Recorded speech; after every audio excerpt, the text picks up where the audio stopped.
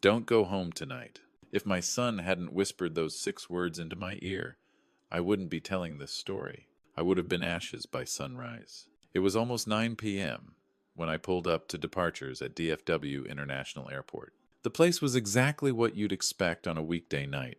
Tail lights glowing red in long, impatient lines, rolling suitcases rattling across concrete, airport announcements bleeding through the glass like background noise you stop hearing after a while.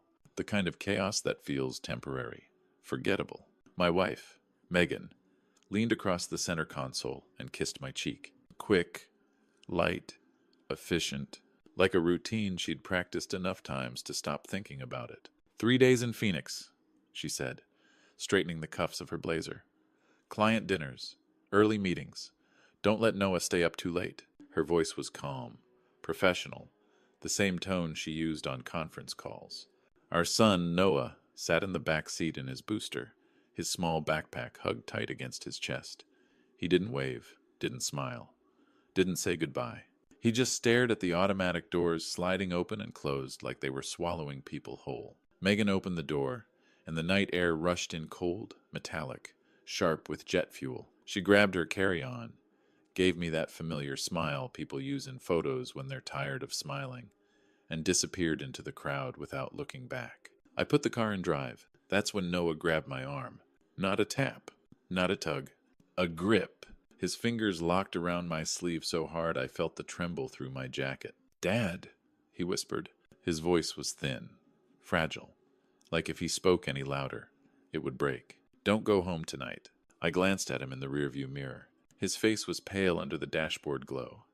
Eyes too wide, not kid wide, panic wide. I forced a small laugh. The kind parents use when they don't want to scare their kids. "What are you talking about, buddy?" He swallowed. Hard. "I know something about Mom," he said, "and you have to believe me. Not like last time." That last line hit me harder than I expected, because there had been a last time. A week earlier, Noah had told me Mom was talking to someone in the garage at night.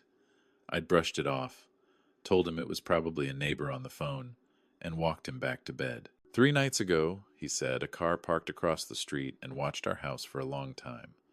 I told him he'd been reading too many spooky comics and turned off the light. Kids imagine things. That's what adults tell themselves. But this time was different. He wasn't imagining. He was terrified. His grip tightened. "She said you weren't supposed to be there tonight." My stomach tightened. "What does that mean?" He hesitated, then leaned forward and whispered like the car itself might be listening. She said, "He'll be home. The power will go out. It'll look like an accident." The word accident landed heavy. My mouth went dry. Power. Accident. Those weren't kid words. Those were adult words. The kind adults use when they're trying to make something terrible sound normal. I pulled into short-term parking and shut off the engine. The silence inside the car felt louder than the airport outside. "Did you hear her say that?" I asked. He nodded fast, tears spilling over. And she said, "Make sure Noah's asleep." Like I was part of it. My hands went numb on the steering wheel. My brain tried to explain it away. Stress, misheard conversation, childhood fear. But fear like this doesn't come from imagination. It comes from certainty. I turned in my seat and looked straight at him. "Okay," I said quietly. "I'm listening." Noah stared through the windshield like he could see the future written on the glass. "I heard her on the phone last night," he said. "In the garage. She thought I was asleep." "With who?" "A man." She called him Ray. The name meant nothing to me, but the way Noah said it made my chest tighten. "She said you always reset the breaker when it trips," he continued.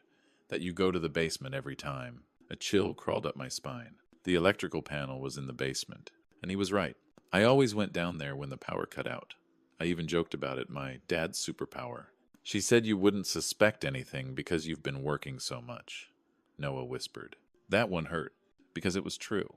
Long hours. Late nights.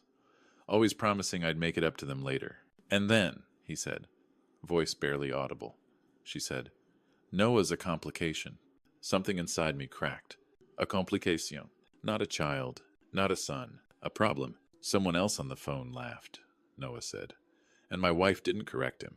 I reached across the console and covered Noah's shaking hands with mine. "You did the right thing telling me," I said. He looked up, eyes wet. "Are you mad?" "Mad?" My voice broke. "Buddy, You might have just saved our lives." His shoulders dropped like he'd been carrying something far too heavy for an 8-year-old. I didn't drive home. I drove away. Past the airport lights. Past the exit I'd taken 100 times before. I pulled into a 24-hour diner off the highway, bright neon, fogged windows, the smell of burnt coffee and frying grease. Public, loud, safe. Noah slid into the booth and tucked himself into the corner, eyes darting every time the door opened. "Tell me everything," I said. And he did. Every word, every detail, every sentence that made my blood run colder. When we finally left, I paid cash and drove to a cheap motel on the edge of town. Nothing fancy, outside entrance, a view of the parking lot, no plan, just one rule. We were not going home. That night, as Noah slept beside me, I stared at the ceiling and realized something that terrified me more than the warning itself. The scariest part wasn't what my son told me. It was how many times I'd ignored him before. If you're listening right now, pause for a second and tell me in the comments. Where are you watching from? And what time is it there?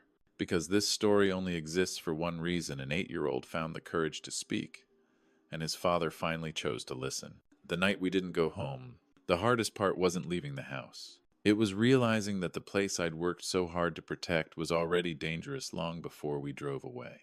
Noah fell asleep fast in the motel bed, curled on his side with his knees tucked up like he was trying to disappear into himself.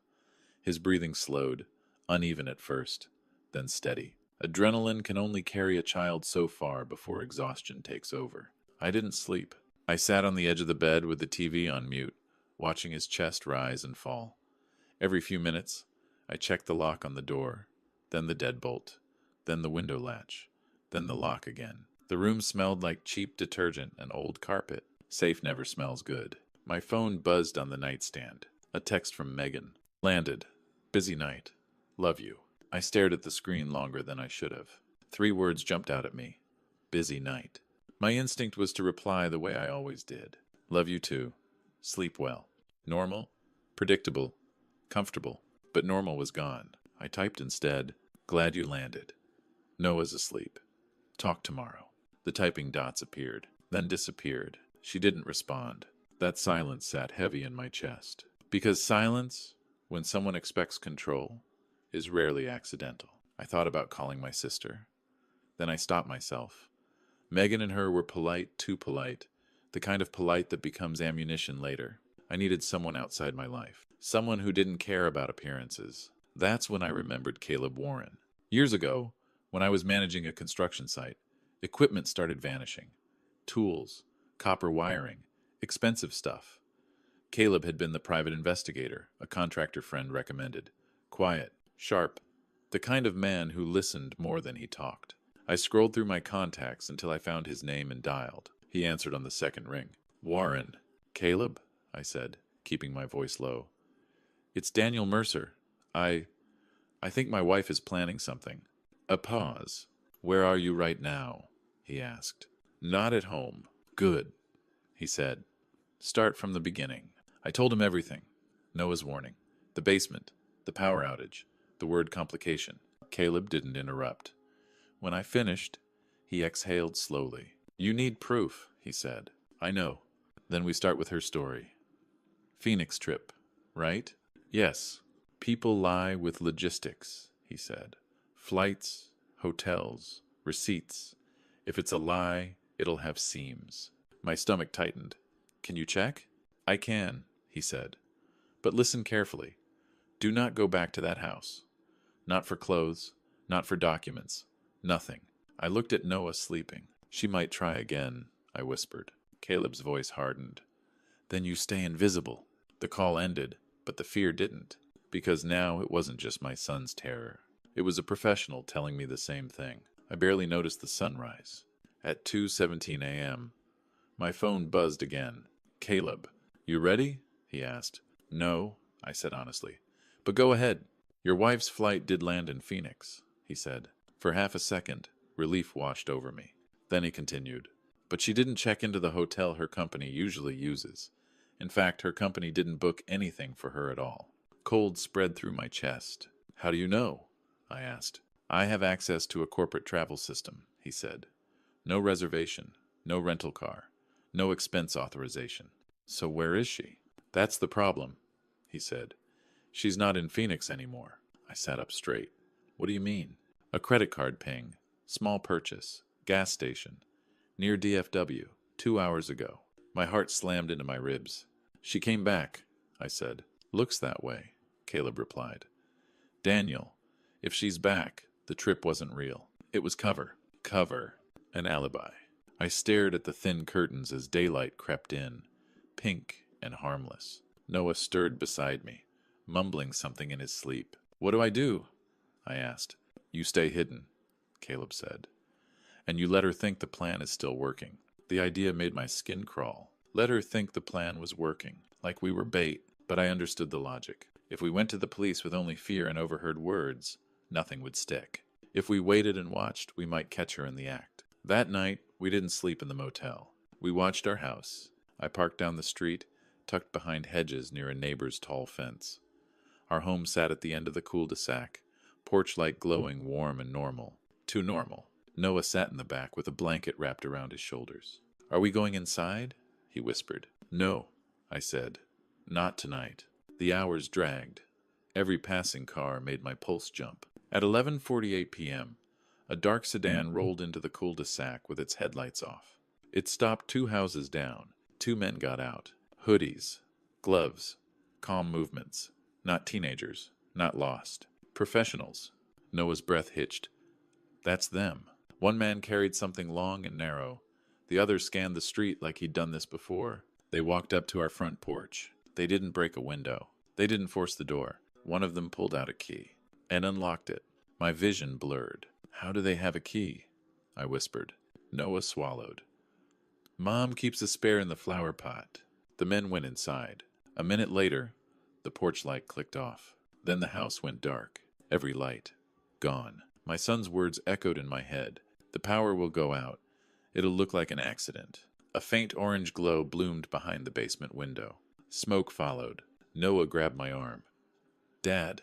I pulled him down into the seat. Flames climbed inside the house I'd poured years of work into, and the men walked out calmly, got into the sedan, and drove away. Sirens wailed in the distance. As fire trucks turned onto our street, one truth crushed everything else.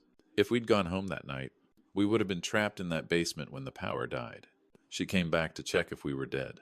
The fire trucks arrived fast. Too fast for coincidence? Neighbors poured out onto their porches in pajamas and slippers, hands covering mouths, phones already recording, the cul-de-sac filled with flashing red lights, and the sharp smell of smoke. I stayed hidden.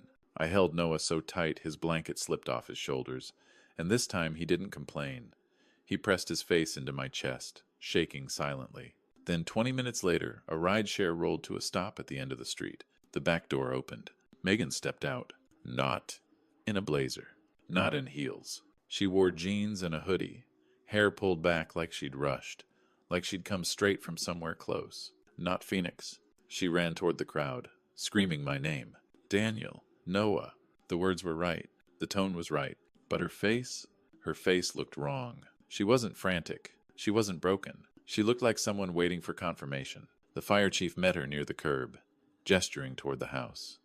Megan nodded too fast, too controlled. When he spoke again, probably telling her they hadn't found anyone yet, her eyes flicked past him, scanning, searching, not for firefighters, for bodies. When she didn't see me, something crossed her face. Not relief, fear. The kind of fear that comes when a plan doesn't end the way it's supposed to. Noah whispered into my jacket. She's not sad. My throat tightened. I know. Her first instinct wasn't to call me. It was to control the story. Megan stepped away from the crowd and started typing furiously on her phone, pacing like someone handling a crisis, not mourning a loss. A minute later, my phone buzzed. Where are you? Answer me now. Not, are you okay? Not, is Noah safe? Where are you? I didn't respond. Instead, I opened Noah's old tablet, connected to a nearby guest Wi-Fi, something Caleb had once casually taught me, joking about not leaving footprints. I typed a message that would shake her. We're safe. Don't come looking. I watched from the shadows as her phone lit up. Her face drained of color. She spun in a slow circle, eyes wild, scanning the street again like a predator, realizing its prey escaped. That's when it hit me. She didn't come back to grieve. She came back to make sure we were dead. I didn't go back to the motel. I drove across town to another one, cheaper, darker, with a back stairwell and a parking lot I could see from the window. I paid cash, signed a fake name. Noah fell asleep with the TV murmuring cartoons at low volume, his body still twitching with leftover fear. I sat in a chair by the door, phone in my hand, waiting. When Caleb called, his voice was tight. "You saw it?" "Yes." "You didn't go inside?" "No." "Good," he said, "because that fire wasn't about the house. It was about you." I stared at the dark window. "And Noah." Caleb went quiet for a second. "Yeah," he said. "And that changes everything." "How do we prove it was her?" I asked. "We follow the money," he said. "And the lies. People who plan this kind of thing always leave paper trails. Always."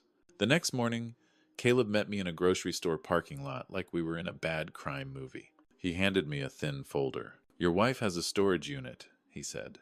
My stomach dropped. "Why?" "Because secrets need a place to live," he replied. "She rented it 2 months ago." He paused. "And she listed you as the emergency contact." My skin crawled. "So I can access it?" He nodded. "If you're ready." I thought about the men unlocking my door, the power cutting out, the glow in the basement window. "I'm ready," I said. We drove to the storage facility together. The manager handed me the key with a polite smile. My hand shook so badly I nearly dropped it, because I knew whatever was behind that door was the truth. The truth wasn't hidden in a diary. It was hidden in boxes labeled like nothing mattered. Plastic bins, taped cardboard, a folding table, and on the table an envelope, my name typed neatly across the front. My chest locked. Caleb nodded once. "Open it." Inside were documents. A life insurance policy. My name, coverage, $2 million. Beneficiary, Megan Mercer.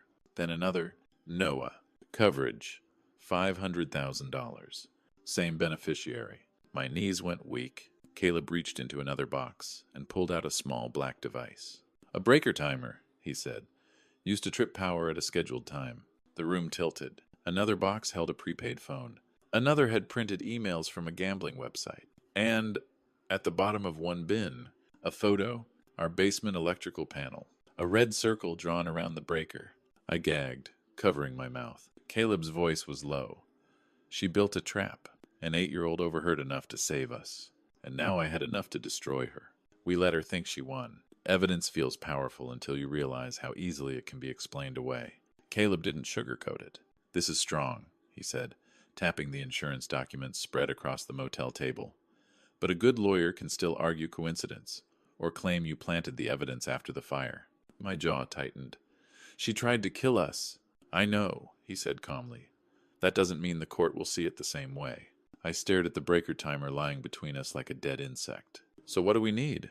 I asked. Caleb met my eyes. "We need her voice." A knot formed in my stomach. "Confessing?" "Yes," he said. In her own words. Clear. Unmistakable. I looked toward the bed where Noah sat coloring, headphones on, blissfully unaware of the conversation that would decide our future. "How?" I asked. Caleb leaned back. "We let her think she won." The words made my skin crawl. "She thinks you and Noah were supposed to die in that house," he continued. "When that didn't happen, she panicked. People make mistakes when panic meets greed." "You want me to talk to her," I said. "I want you to let her talk to you," he corrected. "We didn't go to the police first. We went to a lawyer." Her name was Monica Hayes, a former prosecutor who now specialized in criminal defense and victim advocacy. She didn't waste time on sympathy. She read the documents, studied the photos, listened to Caleb's summary. Her face hardened with every page. "This is attempted homicide," she said flatly. "And child endangerment." I swallowed. "She's Noah's mother." Monica looked up. "Then she should have acted like one." She made a few calls. Quiet ones. The kind that don't show up on phone logs you can easily access. By the end of the hour, a plan was in place. A public meeting. A controlled environment. A wire. Undercover officers. My role? Be the husband she thought she'd already beaten. Megan texted nonstop that afternoon. "Where are you? You're scaring me. This isn't funny anymore." I didn't answer. Then came the shift. "We need to talk. About insurance. About what happens next." That message told me everything. She wasn't worried about us. She was worried about money. Monica drafted a message from an official-looking number tied to the fire investigation. Mrs. Mercer, preliminary findings have concluded. We need to discuss insurance documentation and next steps. Please meet tomorrow at 10 a.m. at Sunrise Coffee. Megan replied in under 60 seconds. Yes, I'll be there. She didn't ask if her husband and son were alive. She asked about paperwork. That night, Noah sat on the edge of the bed, swinging his legs. Dad, he said quietly, are you going to see Mom? Yes. He went still. Is she going to lie? Probably, I said. He nodded, like he'd expected that answer. Don't let her. I knelt in front of him. I won't. Promise? The word felt heavy. I promise. The wire felt wrong against my skin, like something burning. Caleb adjusted it carefully under my jacket, his hands steady. Don't push, he warned. Let her talk. People reveal themselves when they think they're safe, Monica added, and whatever she says, stay calm. The more emotional you get, the more she'll shut down. Calm. I was about to sit across from the woman I married and pretend I didn't know she tried to erase our child. Calm felt impossible. Sunrise Coffee smelled like roasted beans and cinnamon. Normal. Too normal. Megan walked in at 10:03 a.m. Sunglasses on, designer purse over her shoulder like she was stepping into a meeting, not the aftermath of a fire. Then she saw me. Her body froze. The sunglasses came off slowly. Daniel? She whispered. Not relief. Not joy. Shock. I stayed seated. Sit. She hesitated, then slid into the chair, eyes darting around the room, calculating exits. You're alive, she said softly. The words landed wrong, like disappointment. No thanks to you, I replied. Her face shifted instantly, eyes wet, voice trembling. What are you talking about?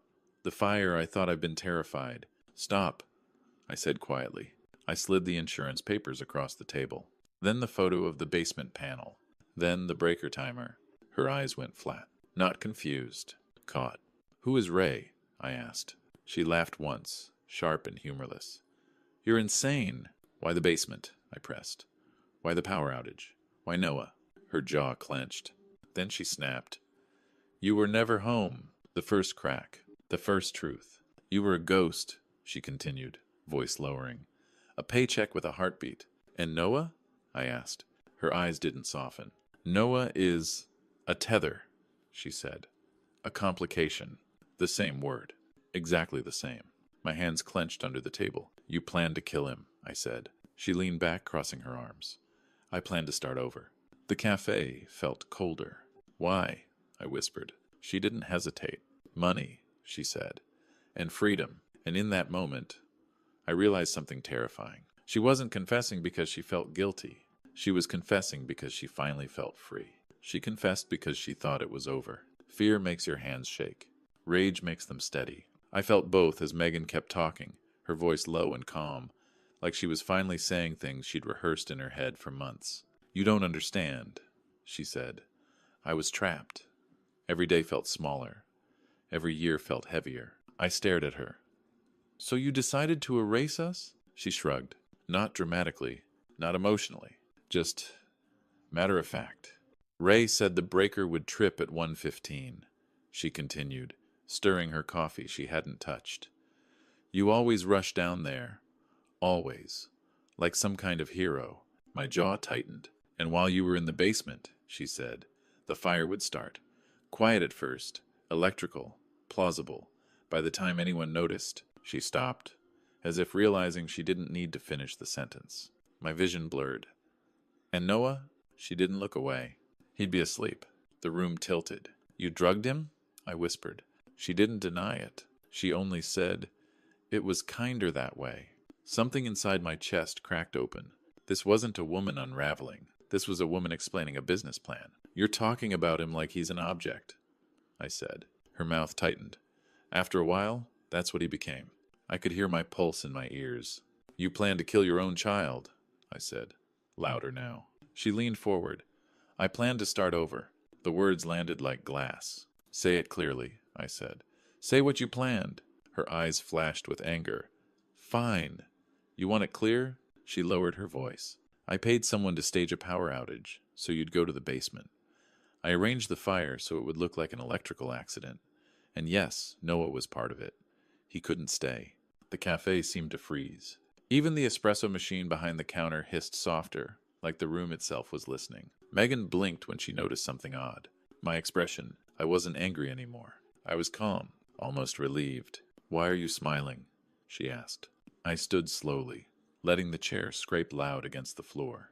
I opened my jacket just enough for her to see it. The wire. Her face drained of color so fast it was almost impressive. Her mouth opened, closed. "No," she whispered. "No, no."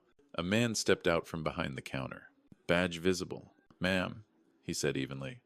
"We got it." She didn't scream because she was sorry. She screamed because she lost. Megan jumped to her feet, knocking the chair back. "You set me up," she shouted, eyes wild. "You ruined everything." 2 undercover officers blocked the door before she could take a step. She spun toward me, hatred burning through every feature. "You don't understand what you took from me." "You took him first," I said, my voice breaking. "You tried to erase our son." The detective moved in, cuffs already out. As they locked around her wrists, she fought not like a grieving mother, not like someone desperate for forgiveness, but like someone furious her plan didn't work. "I was going to be free," she screamed. "Free." They read her rights as she thrashed. And through all of it, she never said Noah's name. Not once. Not in regret.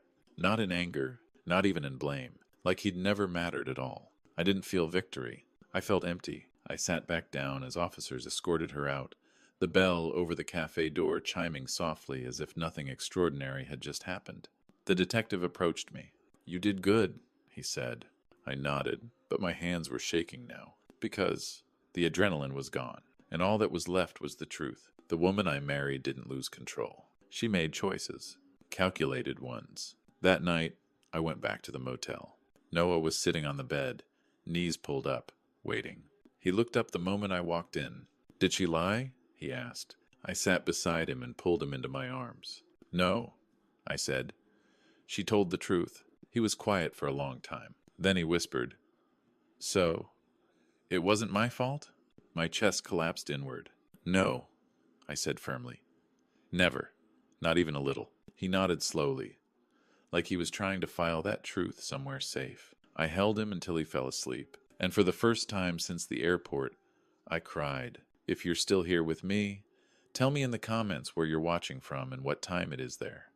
Because this is the moment justice shows up not perfectly, not gently, but real. And I want to know who stayed to the edge of it. The fire didn't just take my house. It took my ability to trust the word home. The case moved faster than I expected once Megan's confession was logged.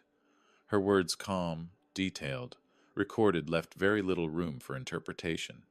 Ray was arrested within days. He wasn't a criminal mastermind, just a man who sold solutions to desperate people and called it a business. Megan's lawyer tried to soften the story. Stress, depression, a breakdown. But stress doesn't buy breaker timers. Depression doesn't take out insurance policies on a child. And breakdowns don't calmly describe how a fire will spread in a basement. She pled guilty. There was no dramatic trial.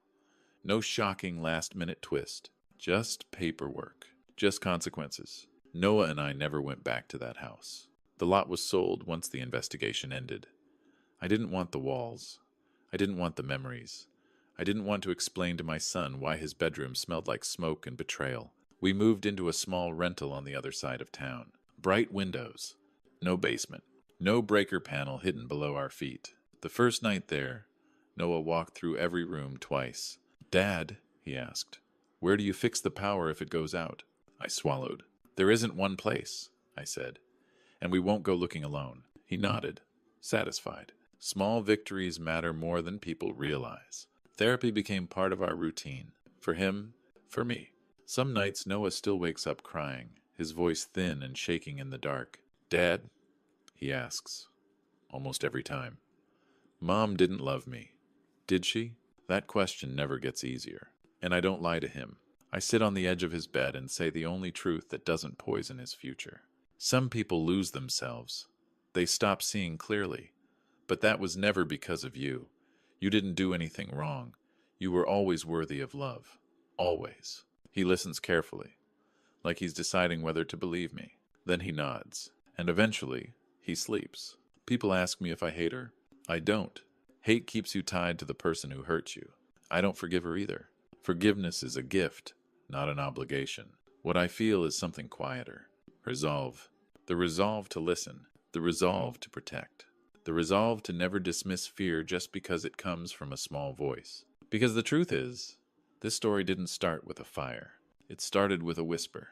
A child brave enough to say something felt wrong, and a father finally brave enough to stop explaining it away. If there's one reason I'm telling this story, it's not revenge. It's a warning. Listen to your children. Believe them the first time, because sometimes the smallest voice in your family is the only one telling the truth. Thank you for staying with us until the end. If this story moved you, please take a moment to like the video. It helps more stories like this reach people who need to hear them. And if you haven't already, subscribe to the channel. These stories matter. Conversations like this matter. Finally, tell me in the comments, where are you watching from, and what time is it there? Somewhere out there, another child might be whispering the truth, and another parent needs to hear it.